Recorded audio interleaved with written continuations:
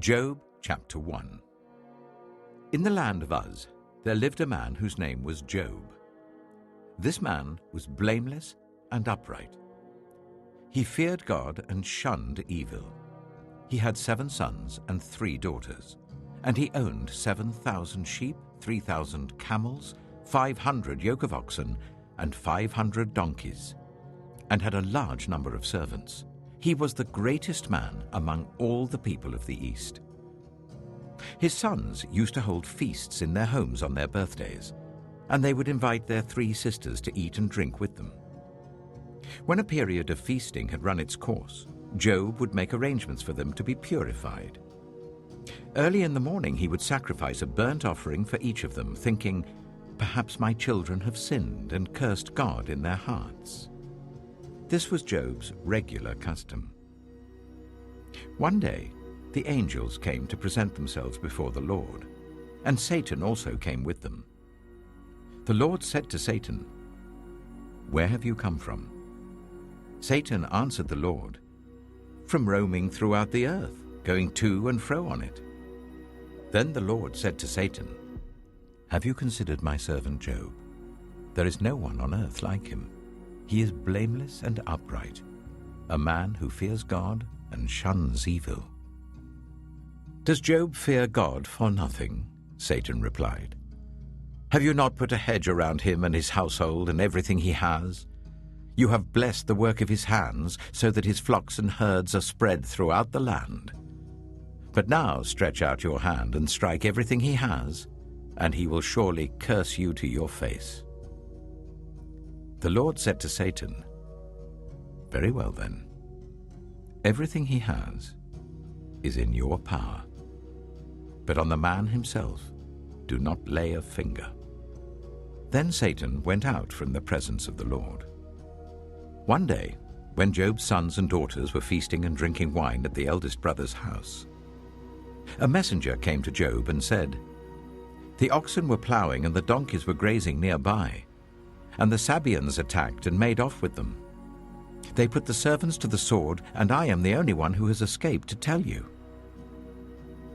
While he was still speaking, another messenger came and said, "The fire of God fell from the heavens and burned up the sheep and the servants, and I am the only one who has escaped to tell you."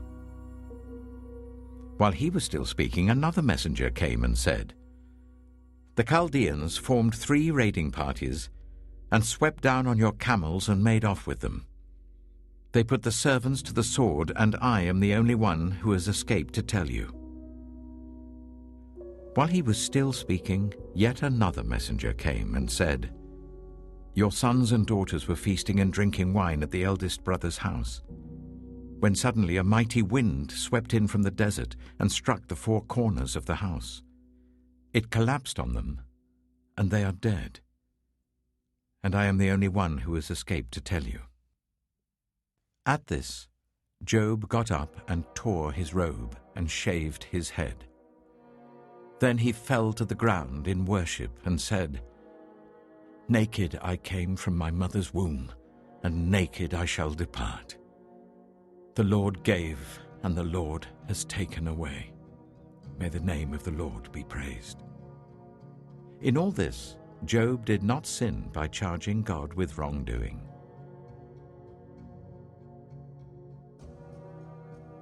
Job chapter 2. On another day, the angels came to present themselves before the Lord, and Satan also came with them to present himself before him. And the Lord said to Satan, "Where have you come from?" Satan answered the Lord, "From roaming throughout the earth, going to and fro on it." Then the Lord said to Satan, "Have you considered my servant Job? There is no one on earth like him. He is blameless and upright, a man who fears God and shuns evil. And he still maintains his integrity, though you incited me against him to ruin him without any reason."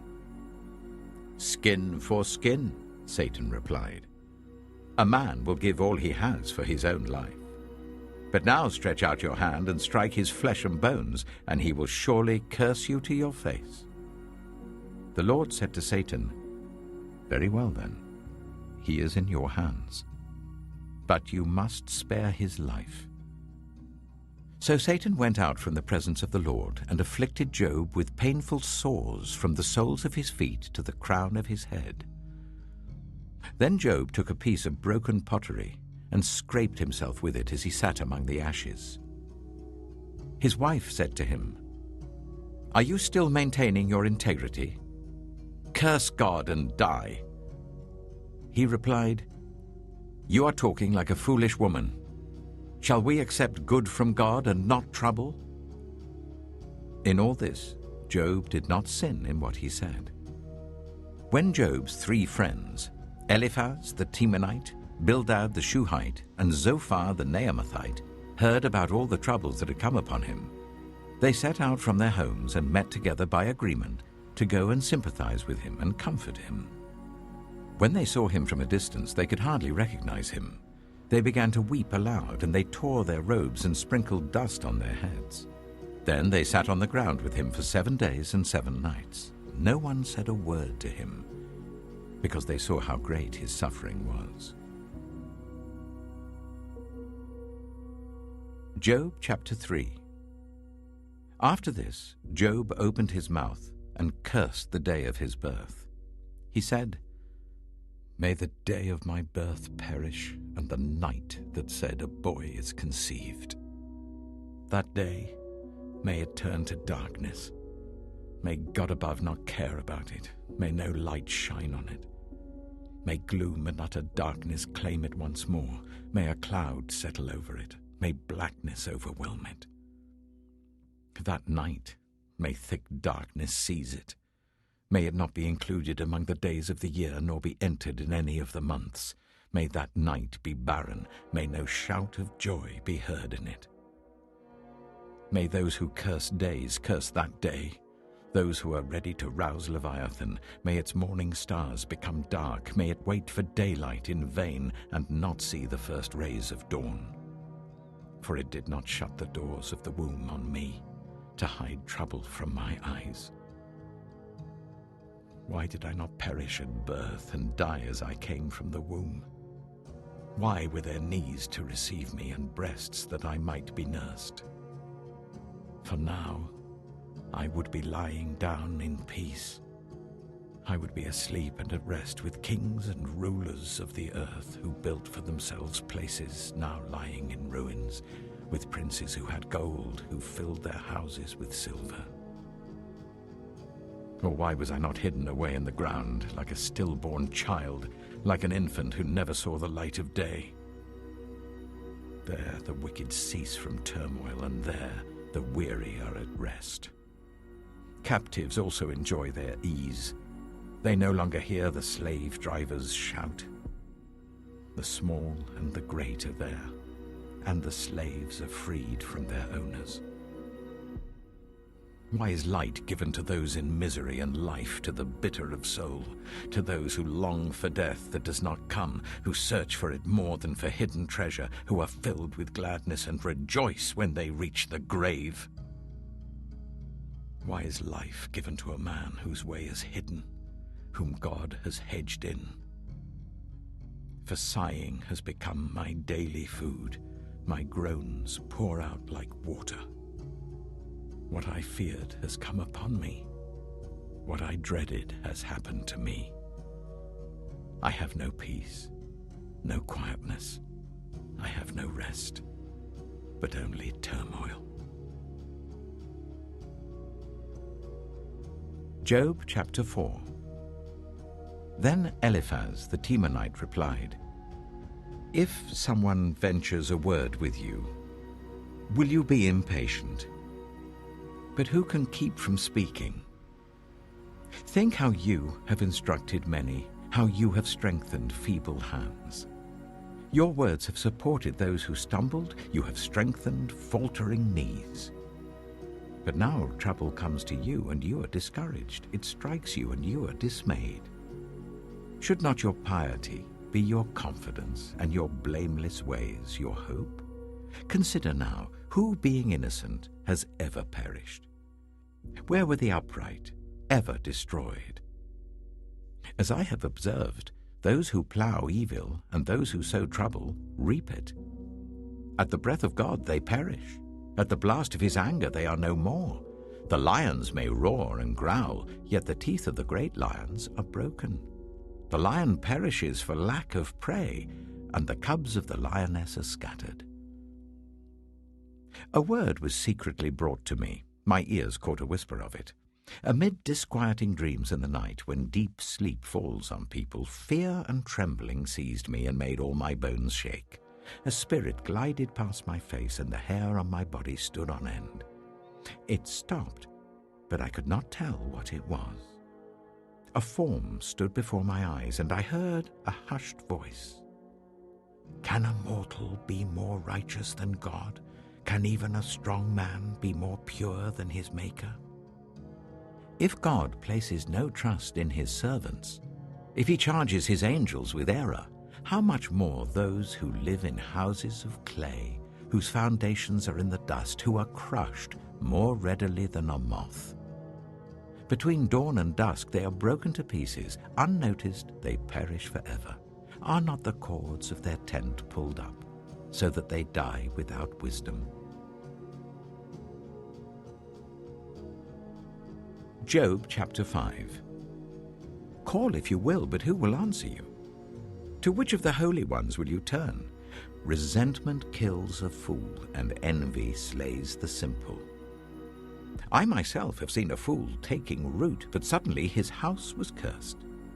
His children are far from safety, crushed in court without a defender. The hungry consume his harvest, taking it even from among thorns, and the thirsty pant after his wealth. For hardship does not spring from the soil, nor does trouble sprout from the ground. Yet man is born to trouble, as surely as sparks fly upwards. But if I were you, I would appeal to God. I would lay my cause before him. He performs wonders that cannot be fathomed, miracles that cannot be counted. He provides rain for the earth. He sends water on the countryside. The lowly he sets on high, and those who mourn are lifted to safety. He thwarts the plans of the crafty, so that their hands achieve no success. He catches the wise in their craftiness, and the schemes of the wily are swept away. Darkness comes upon them in the daytime. At noon they grope as in the night. He saves the needy from the sword in their mouth. He saves them from the clutches of the powerful. So the poor have hope, and injustice shuts its mouth. Blessed is the one whom God corrects. So do not despise the discipline of the Almighty. For he wounds, but he also binds up. He injures, but his hands also heal. From 6 calamities he will rescue you. In 7, no harm will touch you. In famine he will deliver you from death, and in battle from the stroke of the sword. You will be protected from the lash of the tongue, and need not fear when destruction comes. You will laugh at destruction and famine, and need not fear the wild animals. For you will have a covenant with the stones of the field, and the wild animals will be at peace with you. You will know that your tent is secure. You will take stock of your property and find nothing missing. You will know that your children will be many, and your descendants like the grass of the earth. You will come to the grave in full vigor, like sheaves gathered in season. We have examined this, and it is true. So hear it and apply it to yourself. Job chapter 6. Then Job replied, "If only my anguish could be weighed, and all my misery be placed on the scales.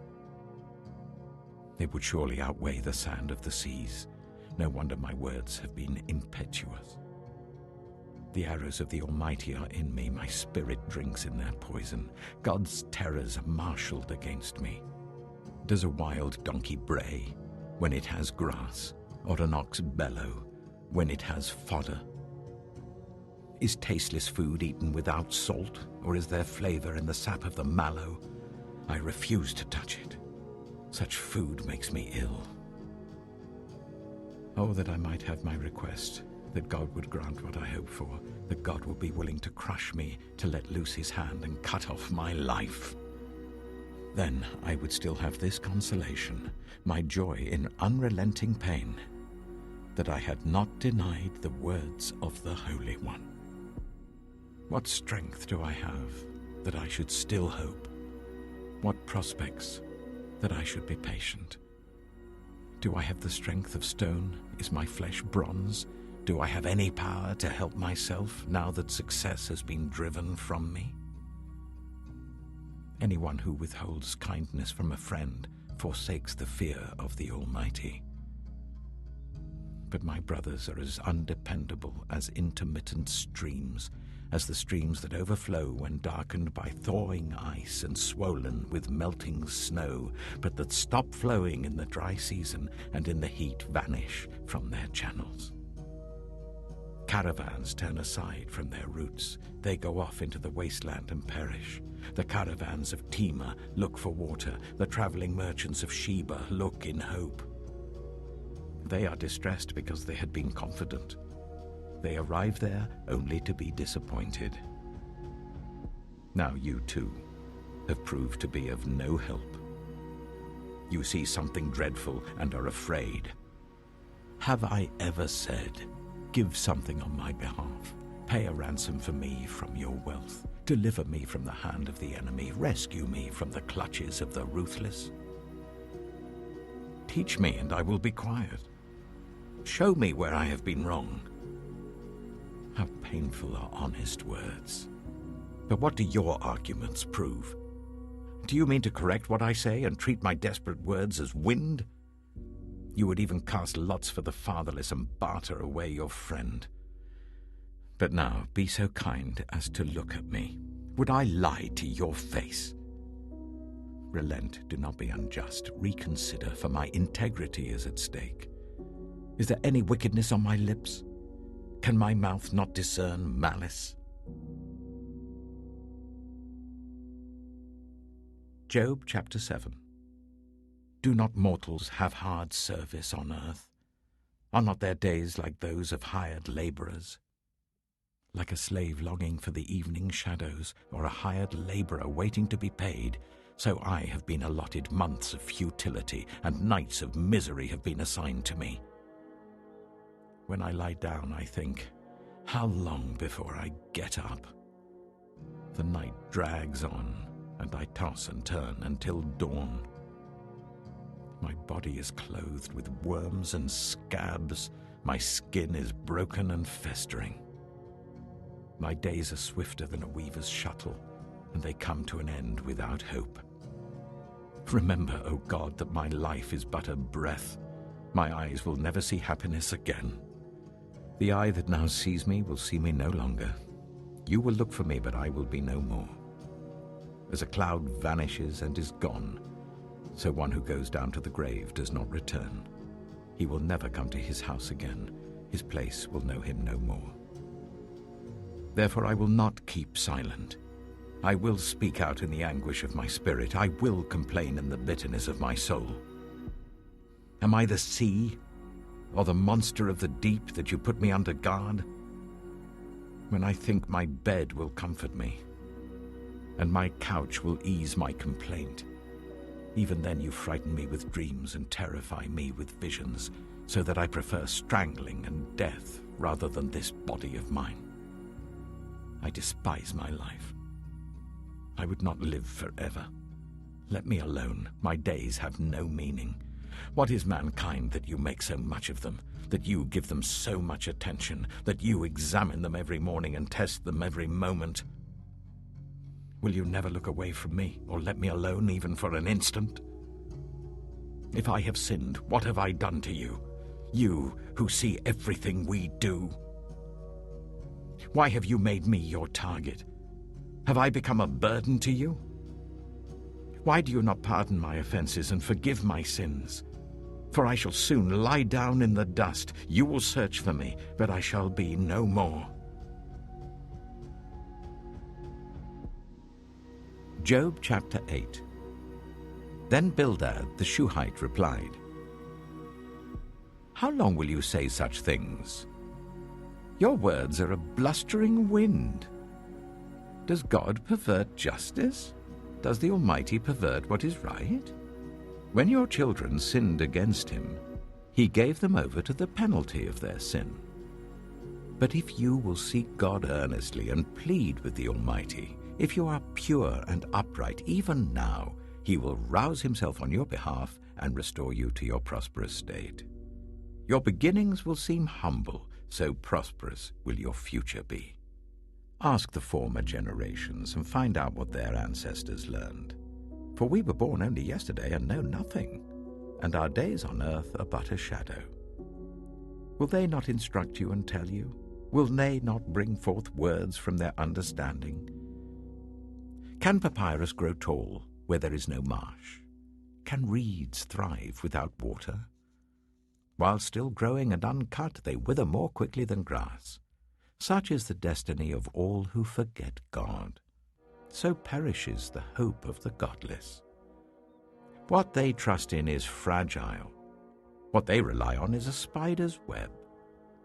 They lean on the web, but it gives way. They cling to it, but it does not hold. They are like a well-watered plant in the sunshine, spreading its shoots over the garden. It entwines its roots round a pile of rocks and looks for a place among the stones. But when it is torn from its spot, that place disowns it and says, "I never saw you." Surely its life withers away, and from the soil other plants grow. Surely God does not reject one who is blameless, or strengthen the hands of evildoers. He will yet fill your mouth with laughter and your lips with shouts of joy. Your enemies will be clothed in shame, and the tents of the wicked will be no more. Job chapter 9. Then Job replied, "Indeed, I know that this is true. But how can mere mortals prove their innocence before God? Though they wished to dispute with him, they could not answer him once in 1,000 times. His wisdom is profound, his power is vast. Who has resisted him and come out unscathed? He moves mountains without their knowing it and overturns them in his anger. He shakes the earth from its place and makes its pillars tremble. He speaks to the sun, and it does not shine. He seals off the light of the stars. He alone stretches out the heavens and treads on the waves of the sea. He is the maker of the Bear and Orion, the Pleiades and the constellations of the south. He performs wonders that cannot be fathomed, miracles that cannot be counted. When he passes me, I cannot see him. When he goes by, I cannot perceive him. If he snatches away, who can stop him? Who can say to him, "What are you doing?" God does not restrain his anger. Even the cohorts of Rahab cowered at his feet. How then can I dispute with him? How can I find words to argue with him? Though I were innocent, I could not answer him. I could only plead with my judge for mercy. Even if I summoned him and he responded, I do not believe he would give me a hearing.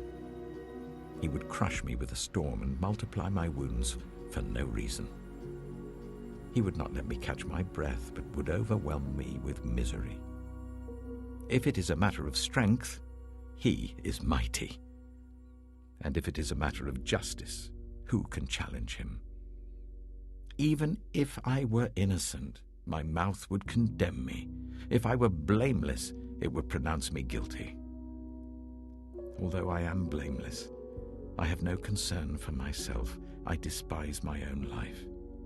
It is all the same. That is why I say, he destroys both the blameless and the wicked. When a scourge brings sudden death, he mocks the despair of the innocent. When a land falls into the hands of the wicked, he blindfolds its judges. If it is not he, then who is it?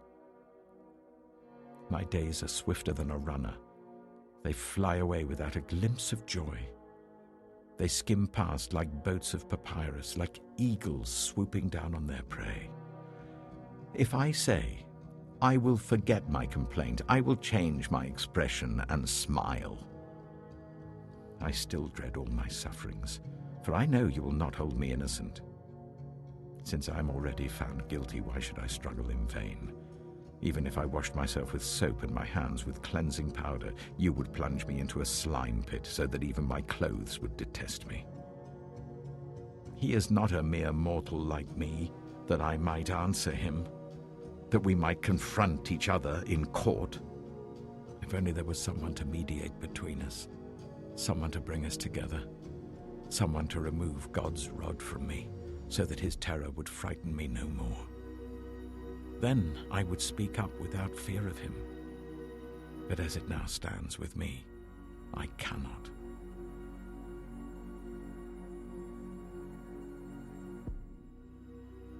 Job chapter 10. I loathe my very life. Therefore I will give free rein to my complaint and speak out in the bitterness of my soul. I say to God, do not declare me guilty, but tell me what charges you have against me. Does it please you to oppress me, to spurn the work of your hands, while you smile on the plans of the wicked? Do you have eyes of flesh? Do you see as a mortal sees? Are your days like those of a mortal, or your years like those of a strong man, that you must search out my faults and probe after my sin? Though you know that I am not guilty, and that no one can rescue me from your hand. Your hands shaped me and made me. Will you now turn and destroy me? Remember that you molded me like clay. Will you now turn me to dust again? Did you not pour me out like milk and curdle me like cheese, clothe me with skin and flesh, and knit me together with bones and sinews? You gave me life and showed me kindness, and in your providence watched over my spirit. But this is what you concealed in your heart, and I know that this was in your mind. If I sinned, you would be watching me, and would not let my offense go unpunished. If I am guilty, woe to me. Even if I am innocent, I cannot lift up my head, for I am full of shame and drowned in my affliction. If I hold my head high, you stalk me like a lion, and again display your awesome power against me. You bring new witnesses against me and increase your anger towards me. Your forces come against me, wave upon wave. Why then did you bring me out of the womb? I wish I had died before any eye saw me. If only I had never come into being, or had been carried straight from the womb to the grave. Are not my few days almost over? Turn away from me so that I can have a moment's joy before I go to the place of no return, to the land of gloom and utter darkness, to the land of deepest night, of utter darkness and disorder, where even the light is like darkness.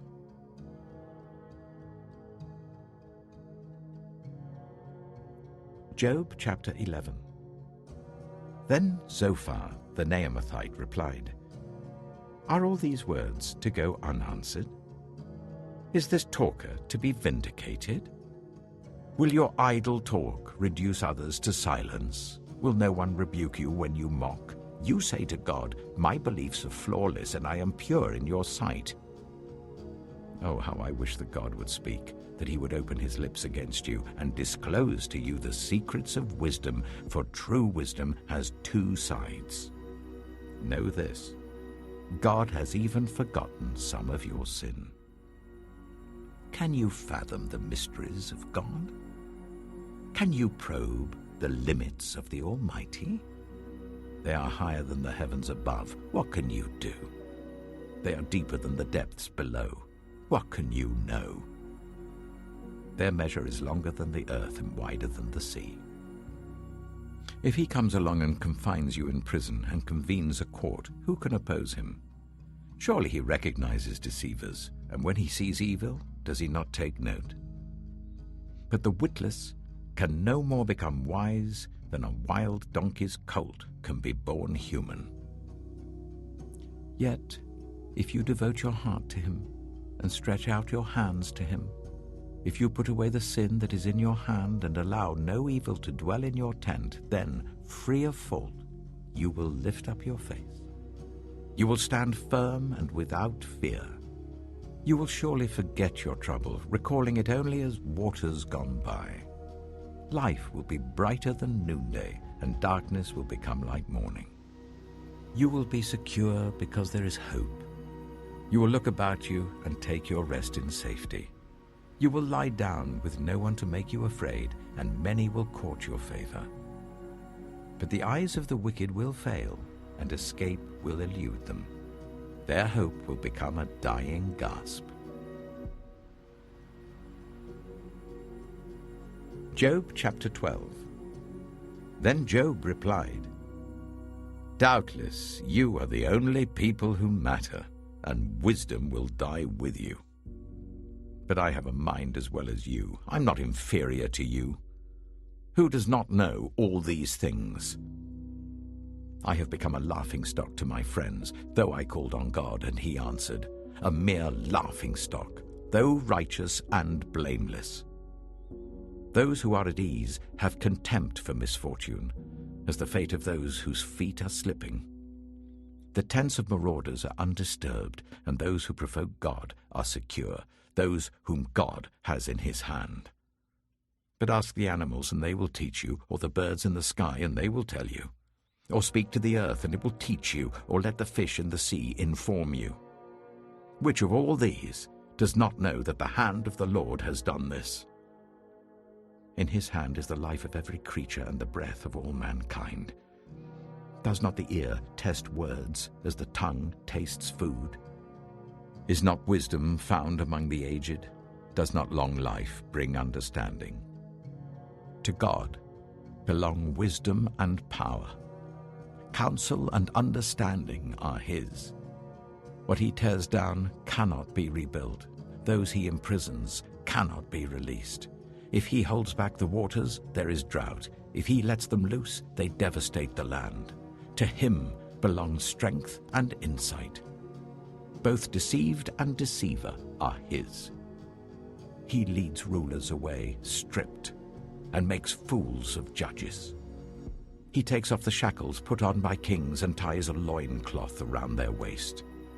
He leads priests away stripped and overthrows officials long established. He silences the lips of trusted advisers and takes away the discernment of elders. He pours contempt on nobles and disarms the mighty. He reveals the deep things of darkness and brings utter darkness into the light. He makes nations great and destroys them. He enlarges nations and disperses them. He deprives the leaders of the earth of their reason. He makes them wander in a trackless waste. They grope in darkness with no light. He makes them stagger like drunkards. Job chapter 13. My eyes have seen all this. My ears have heard and understood it. What you know, I also know. I'm not inferior to you. But I desire to speak to the Almighty and to argue my case with God. You, however, smear me with lies. You are worthless physicians, all of you. If only you would be altogether silent. For you, that would be wisdom. Hear now my argument. Listen to the pleas of my lips.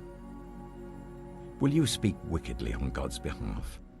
Will you speak deceitfully for him? Will you show him partiality? Will you argue the case for God? Would it turn out well if he examined you? Could you deceive him as you might deceive a mortal? He would surely call you to account if you secretly showed partiality.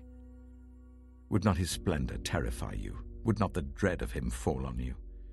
Your maxims are proverbs of ashes. Your defenses are defenses of clay.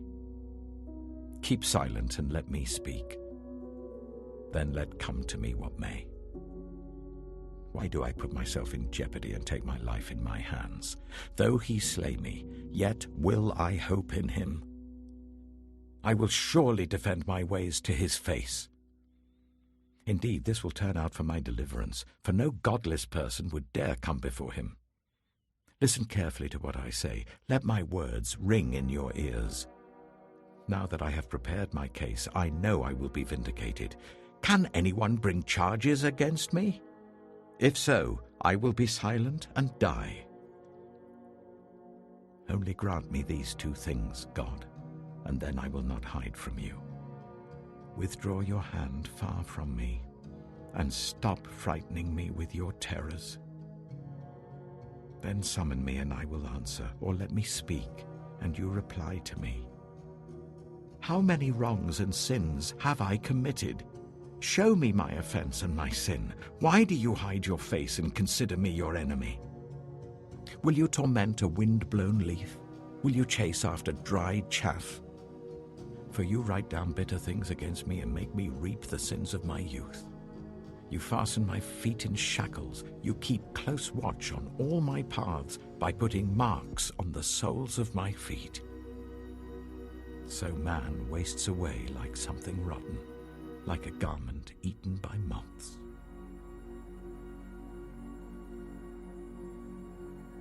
Job chapter 14. Mortals, born of woman, are of few days and full of trouble. They spring up like flowers and wither away, like fleeting shadows. They do not endure. Do you fix your eye on them? Will you bring them before you for judgment? Who can bring what is pure from the impure? No one. A person's days are determined. You have decreed the number of his months and have set limits he cannot exceed. So look away from him and let him alone, till he has put in his time like a hired laborer. At least there is hope for a tree. If it is cut down, it will sprout again, and its new shoots will not fail. Its roots may grow old in the ground, and its stump die in the soil, yet at the scent of water it will bud and put forth shoots like a plant. But a man dies and is laid low. He breathes his last and is no more. As the water of a lake dries up, or a riverbed becomes parched and dry, so he lies down and does not rise. Till the heavens are no more, people will not awake or be roused from their sleep. If only you would hide me in the grave, and conceal me till your anger has passed. If only you would set me a time and then remember me. If someone dies, will they live again? All the days of my hard service I will wait for my renewal to come. You will call, and I will answer you. You will long for the creature your hands have made. Surely then you will count my steps, but not keep track of my sin. My offenses will be sealed up in a bag. You will cover over my sin. But as a mountain erodes and crumbles, and as a rock is moved from its place, as water wears away stones and torrents wash away the soil, so you destroy a person's hope. You overpower them once for all, and they are gone. You change their countenance and send them away. If their children are honored, they do not know it. If their children are brought low, they do not see it. They feel but the pain of their own bodies and mourn only for themselves.